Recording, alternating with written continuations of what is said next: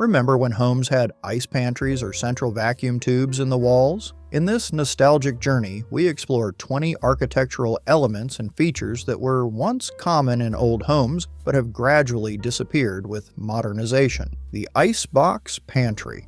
Before electric refrigeration became commonplace in American homes, the icebox reigned supreme. These specialized pantries weren't simply early refrigerators, they were cleverly designed architectural features built directly into homes during the late 19th and early 20th centuries. Icebox pantries typically featured exterior access doors, allowing ice delivery men to replenish blocks of ice without entering the home. Inside, these pantries contained insulated compartments lined with tin, zinc, or porcelain, designed to keep perishables cool for days.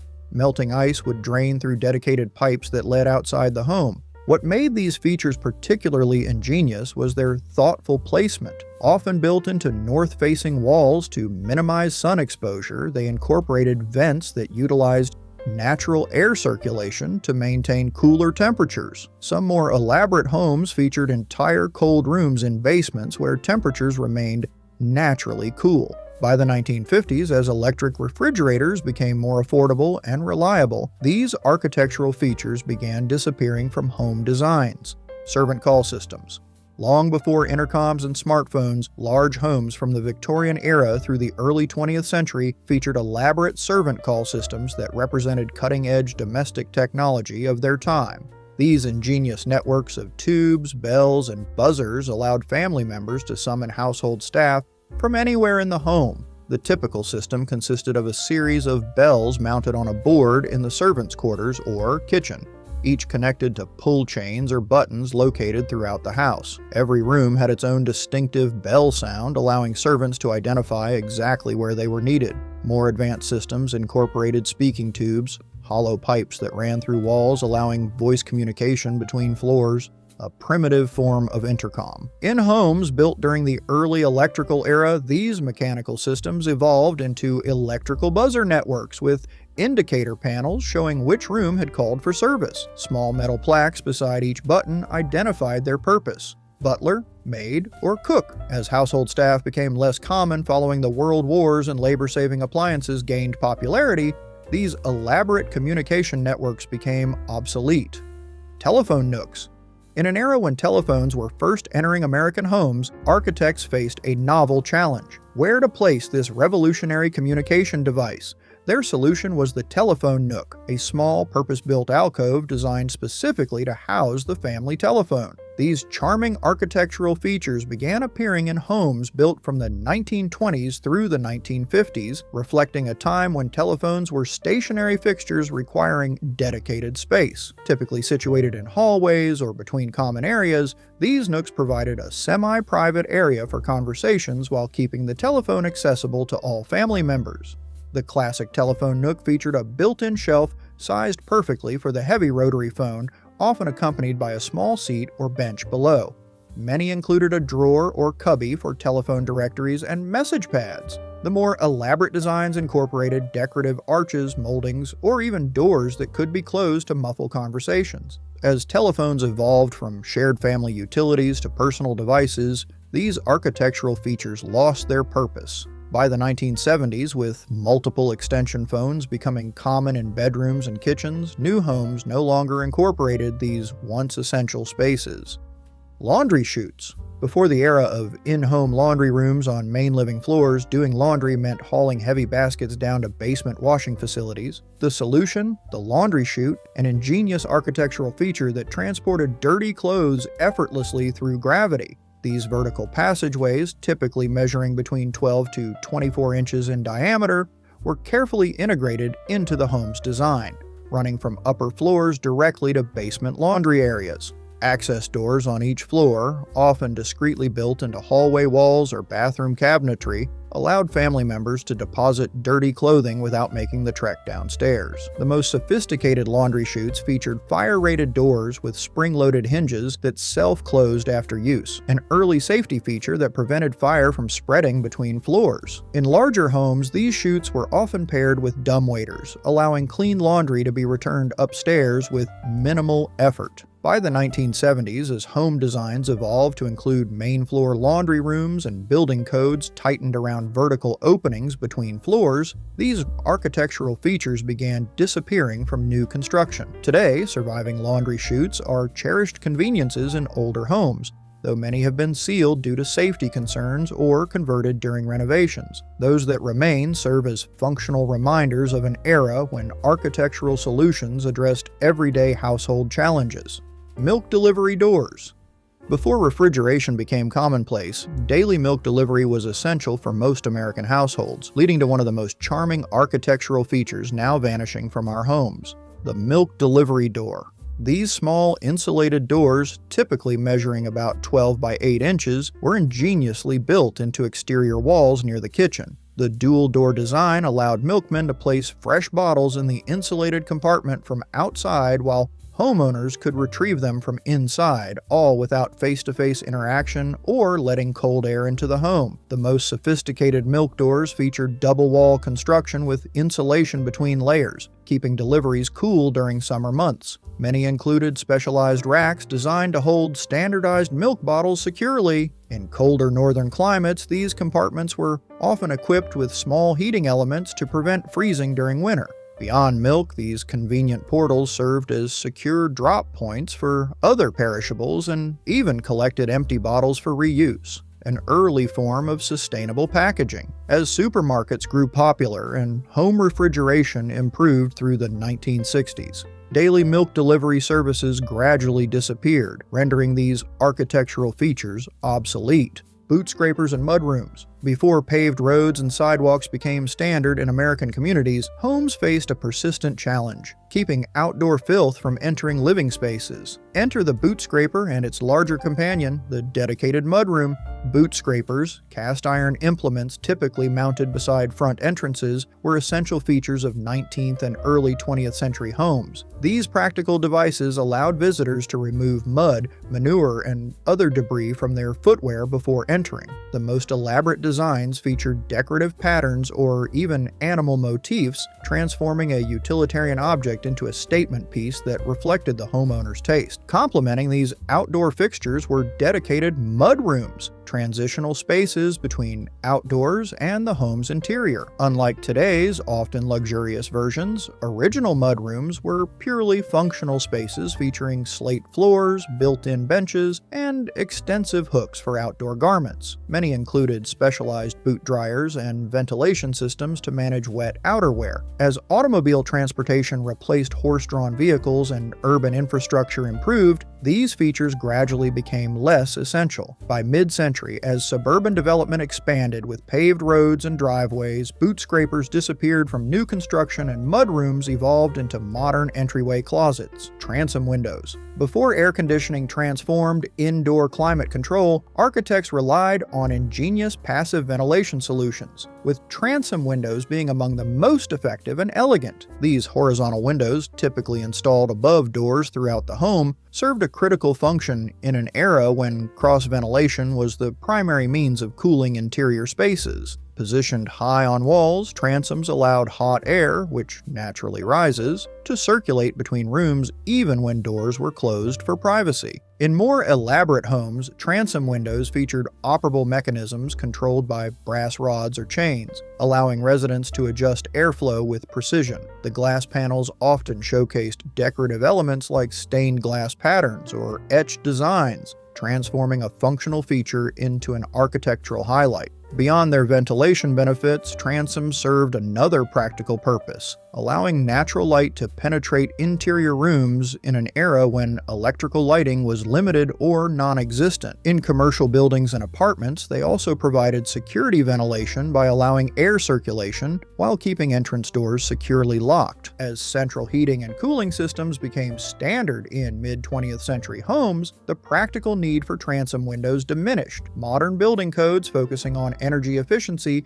further accelerated their decline as they represented potential thermal weak points: coal chutes and ash dumps. Before the age of clean-burning natural gas and electric heating, coal was the primary fuel that kept American homes warm through harsh winters. This necessity gave rise to two interconnected architectural features now vanishing from our housing landscape: the coal chute and its companion, the ash dump. Coal chutes were specialized exterior openings, typically located at basement level, that allowed delivery men to deposit coal directly into storage areas without entering the home. These heavy-duty cast iron doors, often emblazoned with the manufacturer's name, opened to reveal a sloped metal chute that guided coal into basement bins. The most sophisticated designs featured locking mechanisms and weather sealing to prevent drafts. Working in tandem with these delivery systems were ash dumps, small metal-lined openings built into fireplace floors or beside basement furnaces. These ingenious features allowed homeowners to sweep spent coal ashes directly into receptacles below, minimizing the messy task of ash removal.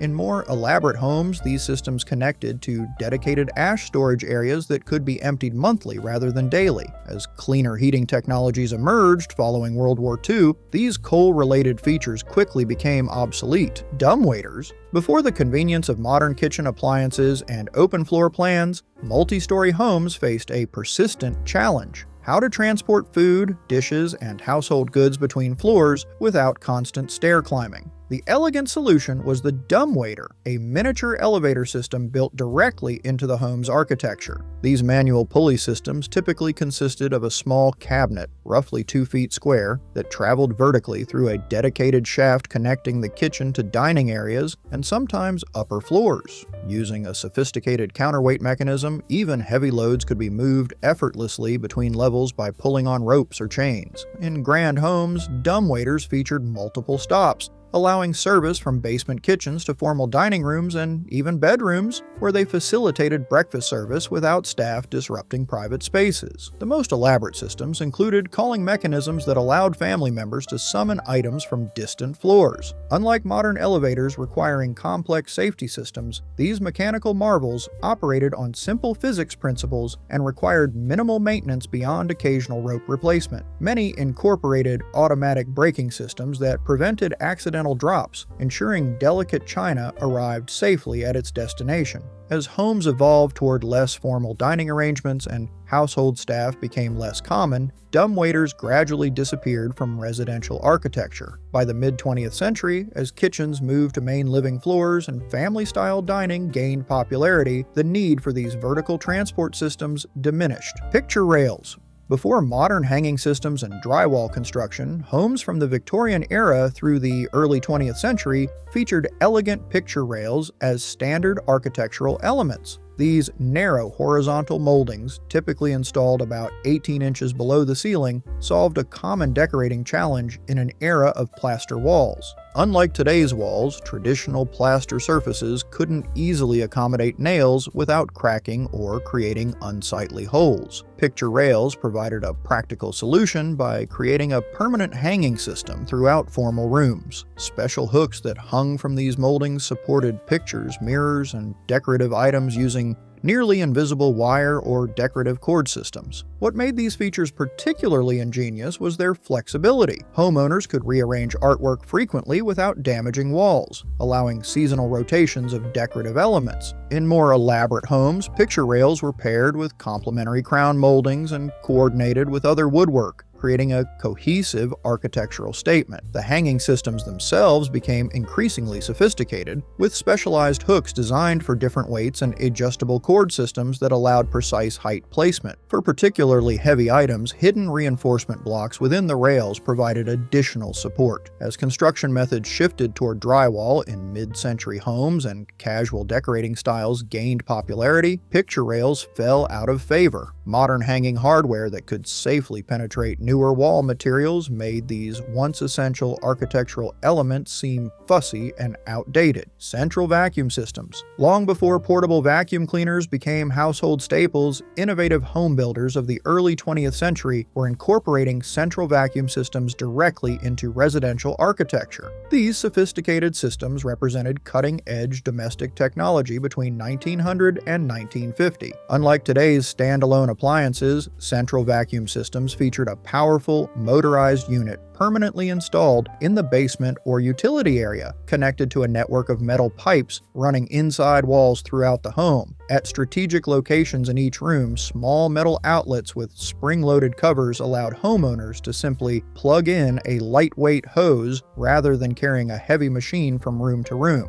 The engineering was remarkably advanced for its time. The systems created stronger suction than portable units and directed all dust and debris through in-wall tubing to collection containers in utility areas, preventing the recirculation of allergens. Some luxury installations even featured toe kick inlets in kitchen baseboards, allowing swept debris to be simply vacuumed away without bending. What made these systems particularly notable was their integration with other home utilities. Often installed alongside speaking tubes, servant call systems, and even pneumatic message delivery systems, central vacuums represented an era when homes were designed as self-contained technological environments. As smaller, more powerful portable vacuum cleaners became affordable and housing construction prioritized cost efficiency over built-in conveniences, these elaborate systems gradually disappeared from new construction.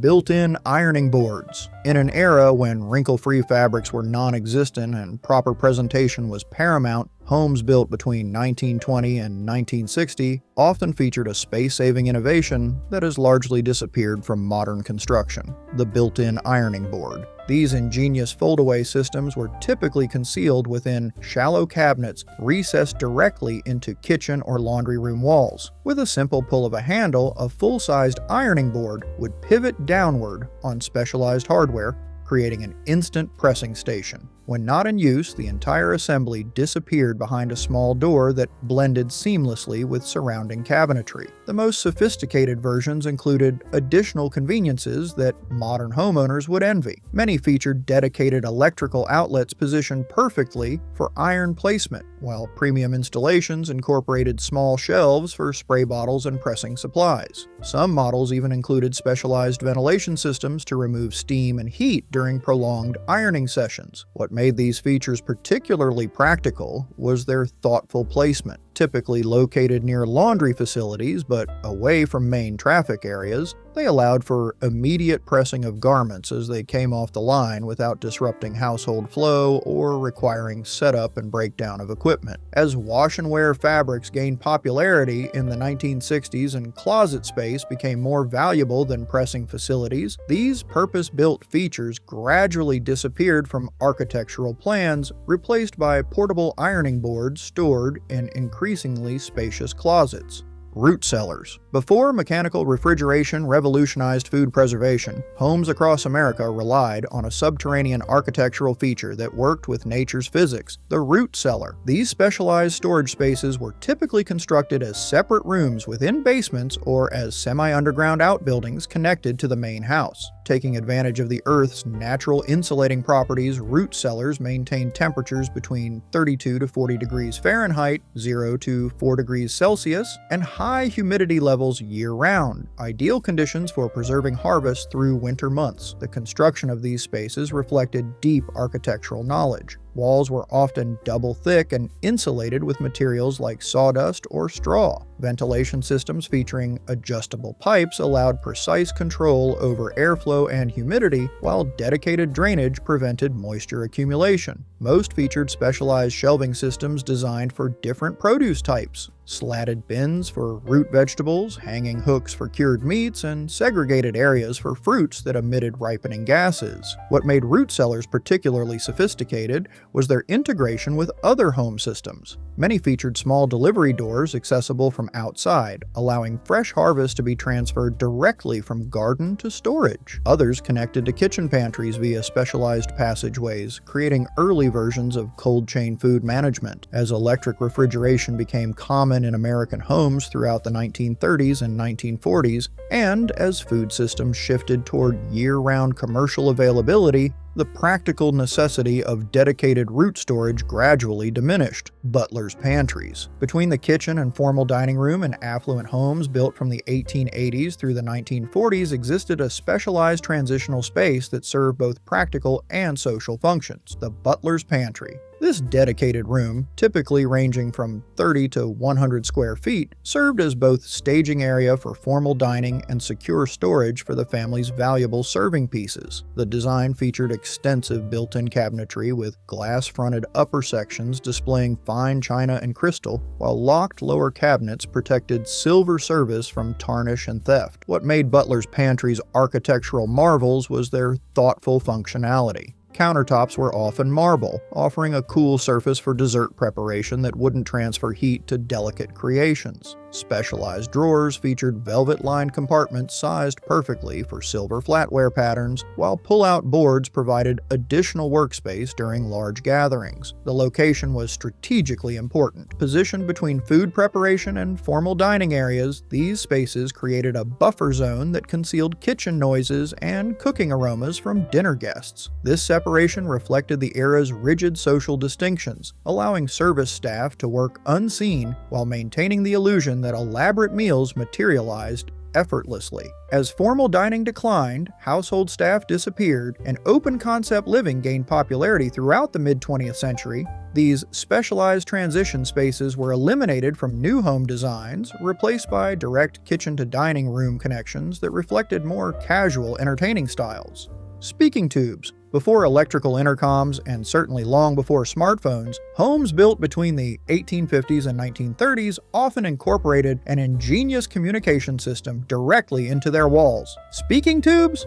These simple yet effective networks consisted of metal pipes, typically 1 to 2 inches in diameter, that ran through walls connecting different areas of the home. Each end of the tube featured a decorative brass mouthpiece with a whistle attachment and a removable cap. To use the system, one would remove the cap, blow into the whistle to alert the recipient, then speak directly into the tube while the listener held their ear to the corresponding mouthpiece elsewhere in the house. The acoustic engineering was surprisingly sophisticated. The tubes were precisely angled to prevent sound degradation, with specially designed mouthpieces that amplified voices without distortion. In larger homes, central distribution points allowed communication between multiple locations, essentially creating analog conference calls decades before electronic equivalents. The strategic placement of speaking tube endpoints revealed much about household dynamics of the era. Common configurations connected kitchens to dining rooms for coordinating meal service, master bedrooms to nurseries for monitoring children, and front doors to servants' quarters for announcing visitors. In 3-story homes, vertical tubes often ran through closets or were concealed within decorative columns. As electric door chimes and telephone systems became commonplace in the 1940s, speaking tubes gradually disappeared from architectural plans. Do you feel nostalgic about the 70s? In this video, we're uncovering 20 forgotten items found in every 1970s home. Many of these everyday things have disappeared, but they were a huge part of life back then. From shag carpets to rotary phones, these forgotten items will take you on a trip down memory lane. Comment below if you remember any of these. Shag carpeting. Shag carpeting was a staple in 1970s homes, instantly recognizable by its thick, fluffy texture and bold, earthy colors like avocado green, mustard yellow, and burnt orange. Walking barefoot on this plush carpet felt like stepping on a cloud, and for many it was a luxury that defined the decade. Whether it was in the living room, bedroom, or even the bathroom, shag carpet was everywhere. It wasn't just a flooring choice, it was a lifestyle statement that screamed comfort and style. For anyone who grew up or raised a family in the 70s, the sight of shag carpeting brings back memories of cozy movie nights, sitting on the floor with friends, or playing board games with the kids. Sure, it was a nightmare to clean,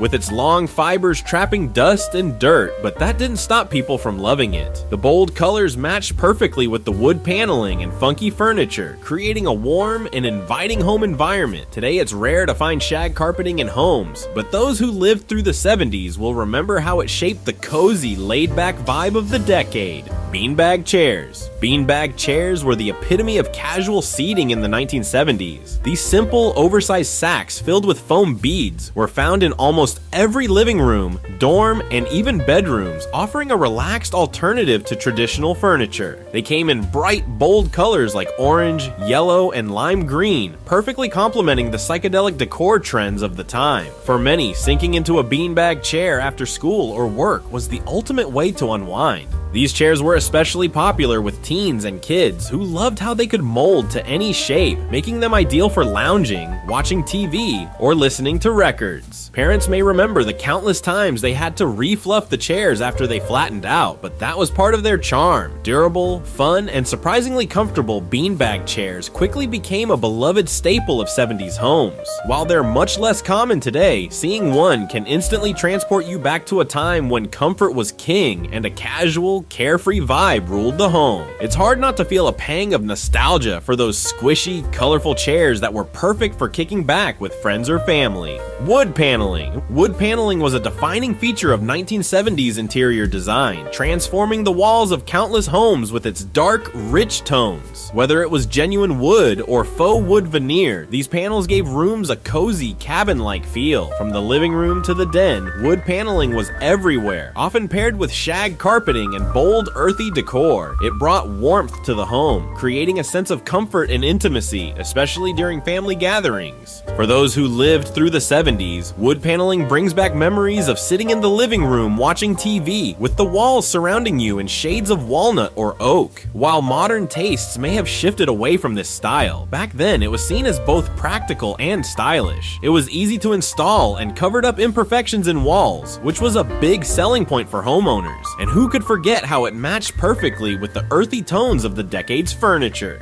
Today, wood paneling has largely disappeared from homes, but for many, just the sight of it evokes fond memories of a simpler time, when homes felt like a cozy retreat from the outside world. Rotary phones. In the 1970s, the rotary phone was the cornerstone of every household's communication. With its distinct circular dial and sturdy receiver, it wasn't just a tool for making calls, it was an integral part of family life. The unmistakable clicking sound as the dial rotated back into place is something anyone from the era remembers vividly. Placed on kitchen counters or hall tables, rotary phones were often the center of activity, where teens spent hours chatting with friends or parents coordinated family plans. Before the convenience of speed dial and cell phones, making a call on a rotary phone required patience, especially if the number had lots of nines or zeros. And when the phone rang, there was a sense of excitement. It could be anyone on the other end. Since there was no caller ID back then, people would gather around to listen in or eagerly wait their turn to use it. Rotary phones were built to last, and many homes had the same one for years. While they may have been phased out with the rise of push-button models and digital technology, the memory of dialing a number on one of these relics remains a nostalgic reminder of a time when life moved just a little bit slower. Sunburst clocks. Sunburst clocks became iconic in the 1970s, though their origins trace back to the mid-century modern movement of the 50s. By the time the 70s rolled around, nearly every department store carried them, making them a popular household purchase. Whether you shopped at Sears or JCPenney, you'd find these clocks gleaming on display, ready to add a stylish touch to your home. Their bold design, with a small, simple clock face surrounded by striking, radiating spokes, fit perfectly into the decade's love for flashy, eye-catching decor. You probably remember seeing them everywhere, right? Kitchens, living rooms, even above the mantle in some homes. Part of their popularity was how easily they matched the wood paneling and earthy tones of the era, creating that perfect mix of retro cool and modern flair. They weren't just stylish though. These clocks were built to last. They often came in brass or chrome finishes, adding a bit of glitz to the otherwise rustic 70s aesthetic. Lava lamps. Lava lamps were one of the most unforgettable decor items of the 1970s, but they actually first appeared in the 60s, capturing the spirit of the psychedelic movement.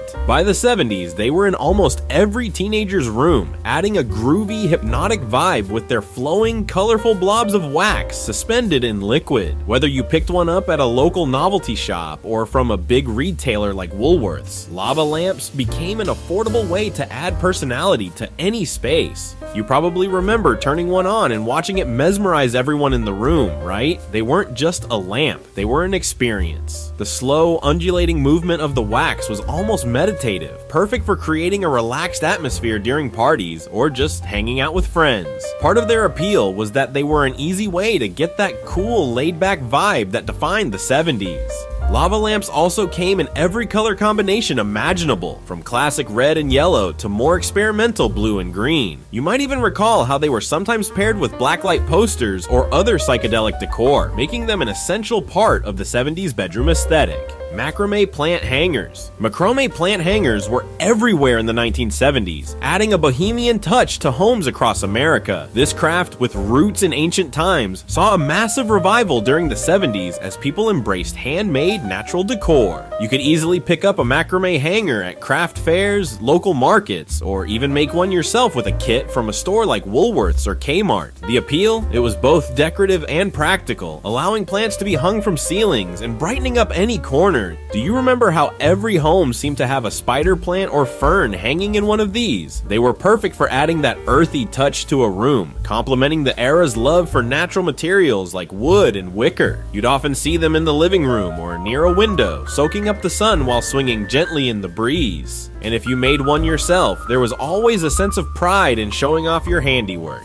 The intricate knots and patterns of macrame hangers made each one unique, and they were often dyed in earthy tones like brown, beige, or even a bold orange. Avocado green appliances. Avocado green appliances were the height of kitchen fashion in the 1970s. From refrigerators to stoves and even dishwashers, this bold shade dominated kitchens across America. Manufacturers like General Electric and Whirlpool jumped on the trend, offering their products in this distinct green hue. It wasn't just a color, it was a statement that reflected the era's love for earth tones and natural palettes. If you had an avocado green fridge, you were keeping up with the times. It wasn't unusual to walk into a friend's home and see an entire kitchen outfitted in this color, from appliances to countertops. These green tones were often paired with wood cabinets and vinyl flooring, giving the kitchen a cozy, lived-in feel. Plus, the durable metal exteriors of these appliances ensured they stuck around for decades. What's funny is that avocado green was considered cutting edge and chic at the time. Despite today's opinions, it was a daring choice, and many of those who opted for it loved how it brought warmth and character to their homes. TV trays. TV trays were a quintessential part of life in the 1970s, especially during family TV nights. These small, foldable trays were designed for easy, portable dining, letting you enjoy dinner right in front of the television. Often made from metal or wood with colorful patterns, you could find TV trays at most department stores like Sears or JCPenney. They became the go-to solution for eating while watching your favorite shows without needing to gather around the dining table. Do you remember setting up your tray before tuning into the latest episode of Happy Days or The Brady Bunch? The convenience of these trays made them a staple in homes, especially with the growing popularity of television as a family activity. They usually came in sets, stored neatly away when not in use, only to be pulled out for those relaxed evenings when formal dining wasn't necessary. With bright designs, sometimes featuring floral prints or even TV show characters, TV trays reflected the casual, fun vibe of the decade. They were practical, but also a little stylish, adding a splash of color to your living room during those cozy, informal meals in front of the tube. Vinyl record players. In the 1970s, vinyl record players were at the heart of every music lover's home. Long before streaming or digital downloads, spinning a record was the ultimate way to experience music. Whether you were into rock, disco, or soul, the act of placing the needle on the record and hearing that first crackle was pure magic. Brands like RCA and Sony made high-quality turntables that people proudly displayed in their living rooms, often alongside shelves full of vinyl records. For many, record players weren't just for music, they were a centerpiece for social gatherings. Friends would come over, flip through your collection, and you'd play albums from legends like Fleetwood Mac or the Eagles. You likely remember the thrill of unwrapping a new album, carefully sliding it out of its sleeve, and listening to it for the first time. That tactile experience, along with the rich sound quality, is something today's digital music just can't replicate. Record players came in all shapes and sizes, from large wooden consoles to more compact portable models. Many homes had these units built into stereo systems, complete with radios and tape decks, making them a multifunctional entertainment hub for the entire family. Velvet paintings. Velvet paintings were an unexpected yet iconic decor choice in the 1970s. These works of art, typically depicting exotic animals, serene landscapes, or mysterious figures, were painted on black velvet fabric, which gave them a rich, almost glowing appearance. Whether you picked one up at a flea market or a local discount store like Kmart, velvet paintings became a popular way to add a touch of drama and personality to any room. You might remember seeing a velvet painting of a tiger, or perhaps an Elvis portrait hanging in a friend's living room. The unique texture of the velvet made the colors pop, and the subject matter often had an almost kitschy, surreal vibe. Despite their eccentricity, velvet paintings fit right in with the more eclectic, adventurous decor styles of the 70s. They were often displayed prominently, either framed or left unframed, giving the space a bold, distinctive look. For many, these paintings were more than just art, they were conversation starters. The soft, velvety texture made them stand out in a sea of more conventional wall decor, making them a fun, nostalgic piece of the 70s aesthetic. Harvest gold decor.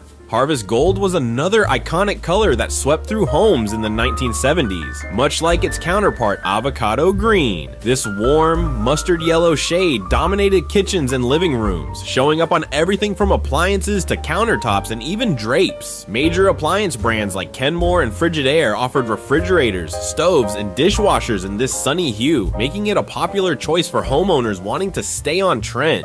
You probably remember how Harvest Gold brought a certain warmth and brightness to any space. It was considered a stylish, modern alternative to more traditional whites and grays, reflecting the earthy, nature-inspired palettes of the time. Harvest Gold often appeared alongside wood paneling and shag carpeting, creating a cozy, inviting environment that was perfect for family gatherings or casual dinners. Whether it was your mom's favorite kitchen appliance or the color of your living room throw pillows, Harvest Gold became synonymous with the decade. It wasn't just about fashion, it made spaces feel vibrant and lively, fitting right into the playful, laid-back atmosphere that defined the 70s home. Fondue sets. Fondue sets were a must-have in the 1970s, especially for those who loved to entertain. Originally a Swiss tradition, fondue gained massive popularity in the US during the decade, turning every dinner party into a social event. Whether it was cheese fondue, chocolate fondue, or even hot oil for meat, these sets brought people together, encouraging conversation as everyone dipped bread, fruit, or meats into bubbling pots. If you owned a fondue set, you probably bought it at a department store like Macy's or Sears, where they were often featured in home goods sections. Fondue was seen as both trendy and sophisticated, making it the perfect addition to dinner parties and gatherings. The experience wasn't just about the food, it was about the fun of sitting around the table with family or friends, each person with their long forks, sharing a communal pot.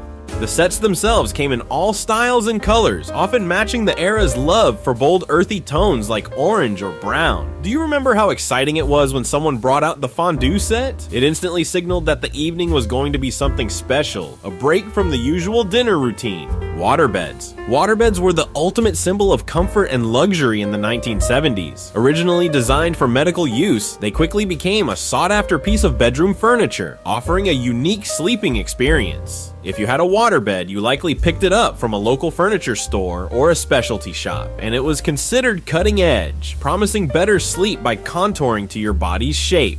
I bet you remember the gentle swaying motion as you lay down, almost like floating on a small personal wave. For many, that soothing motion was a selling point, offering a level of relaxation that traditional mattresses couldn't match. The waterbed wasn't just about sleep, it became a symbol of modern living. Couples loved them for the comfort, and kids found them fun to jump on, even though it wasn't recommended. These beds often came with elaborate wooden frames, sometimes featuring built-in headboards with shelves for books or even small lamps. While waterbeds slowly fell out of fashion in later decades due to maintenance issues and leaks, they were the centerpiece of many 70s bedrooms, offering a sense of novelty and comfort that was hard to beat at the time. Popcorn ceilings. Popcorn ceilings, also known as acoustic or textured ceilings, were a common sight in homes throughout the 1970s. Their bumpy, textured appearance was both practical and stylish at the time. Builders loved them because they could easily hide imperfections in the ceiling while also dampening sound, making them a popular choice in living rooms, bedrooms, and hallways. If your home had a popcorn ceiling, it was likely a DIY project or added by contractors as part of the home's original design.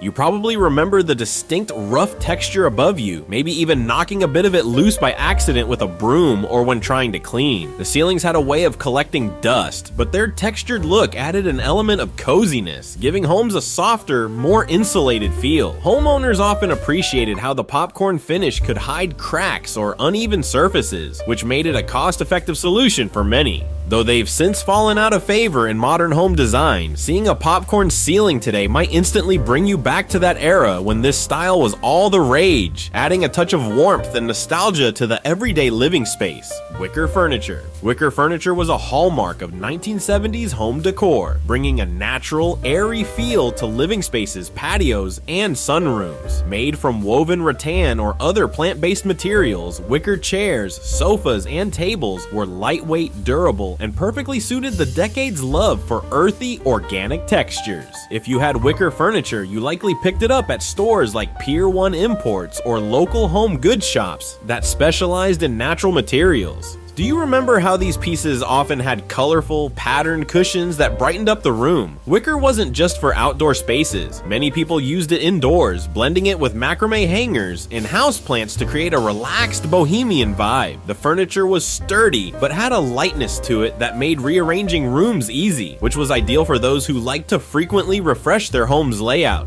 Whether you had a wicker chair in the corner of your living room or a full set on the porch, the furniture added a breezy, casual touch to your home. It was perfect for lounging with a book or gathering with friends, giving any space a laid-back atmosphere that defined the comfort-focused style of the 70s. Brown leather recliners. Brown leather recliners were a staple in many 1970s living rooms, symbolizing ultimate comfort and relaxation. These oversized, cushy chairs became the go-to spot for dads to unwind after a long day, often parked in front of the TV. Made with thick leather in shades of dark brown, they were both durable and stylish, fitting right in with the earthy tones and wood-heavy decor of the era. You could find them at furniture stores like Lazy Boy or Sears, where they were marketed as the epitome of luxury seating. If you had one of these recliners, you probably remember how it became the chair in the house. Everyone wanted to claim it. With a simple pull of a lever, the chair would tilt back and the footrest would pop up, making it perfect for an afternoon nap or watching football. The leather, though tough and long-lasting, would eventually develop a patina that added to the chair's character.